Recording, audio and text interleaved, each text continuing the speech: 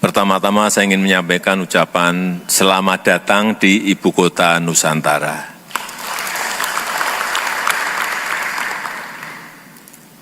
Kota ini ke depan akan menjadi kota hijau dengan emisi paling rendah.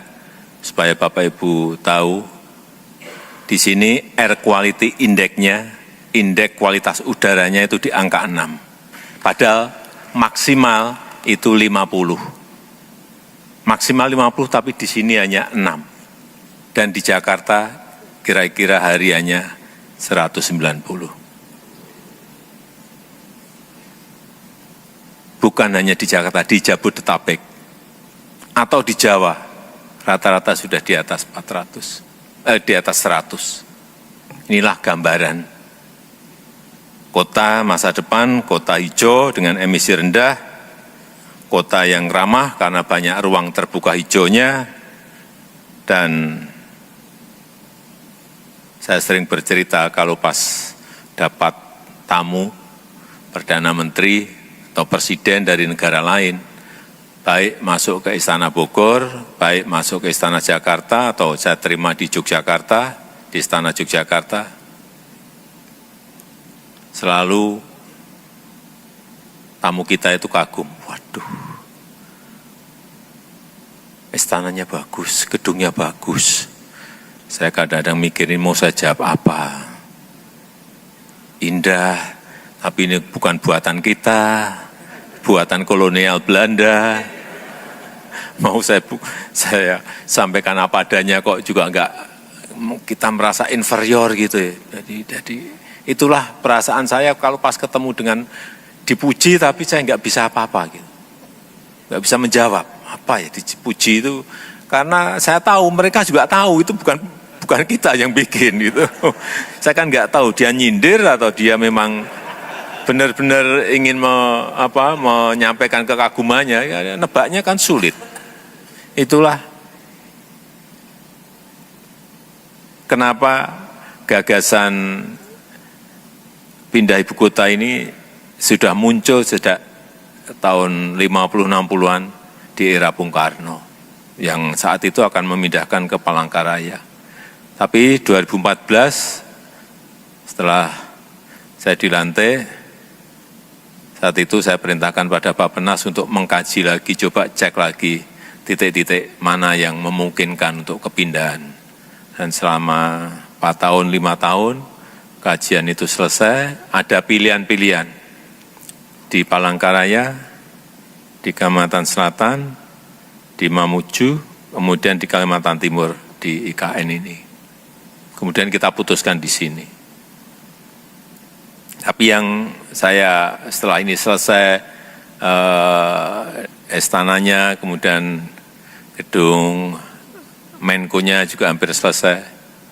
Saya senang bahwa yang mengerjakan 100% adalah putra-putri terbaik kita semuanya. Bahannya itu hampir 99% dari bahan lokal semuanya. Memang tidak ada unsur-unsur yang lain. Ada yang bertanya pada saya, Pak, lampunya kok bagus sekali. Jangan-jangan dari Itali, bukan. Ini lampu dari Boyolali. Lampunya dari Boyolali. Saya tahu betul yang buat ini siapa, saya tahu. Di desa yang namanya Tumang, di Boyolali. Jadi, ya inilah istana sebuah negara besar yang namanya Indonesia.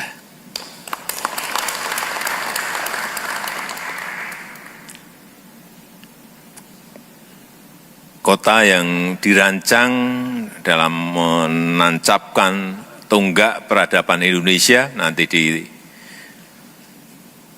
Indonesia Emas 2045, karena ini baru dimulai. Ibu kota baru ini baru dimulai. Selesainya mungkin bisa 10 tahun, bisa 15 tahun, dan bisa 20 tahun. Jangan berpikir ini sudah dipakai, enggak. Masih panjang. Masih panjang.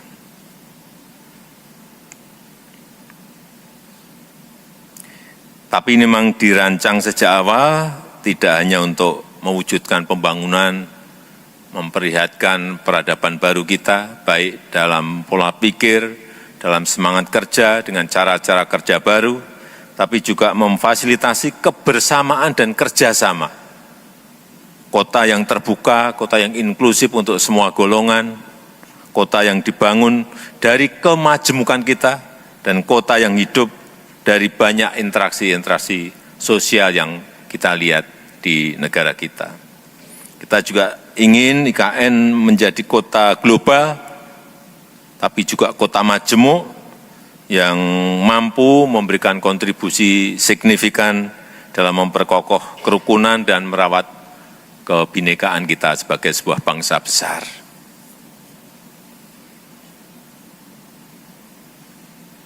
Karena kita tahu dunia sekarang ini sedang tidak baik-baik saja, banyak konflik muncul beberapa tahun belakangan ini yang berkepanjangan, juga perang yang bergulir di belahan dunia. Saat kita merasakan zaman semodern ini masih ada perang. Dan kalau kita berpikir secara normal itu kok masih ada.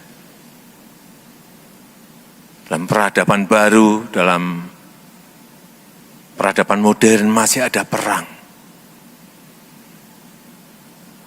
Baik itu di Ukraina, baik itu di Palestina, ini ditambah lagi sekarang dengan perang di Libanon. Sehingga membuat yang namanya persatuan, yang namanya kerukunan, yang namanya toleransi, itu merupakan hal yang sangat berharga, sangat bernilai tinggi di negara manapun. Dan kita patut bersyukur di Indonesia nilai-nilai tersebut, kerukunan, toleransi, persatuan, masih bisa terawat dengan sangat baik. Ini juga berkat kontribusi besar Bapak Ibu sekalian yang hadir di sini. FKUB, Asosiasi FKUB, yang ini adalah warisan berharga bangsa kita yang terus harus kita pupuk, kita upayakan bersama, baik dengan mengedepankan dialog, baik dengan menanamkan rasa toleransi sejak dini, serta memupuk nilai-nilai moderasi beragama.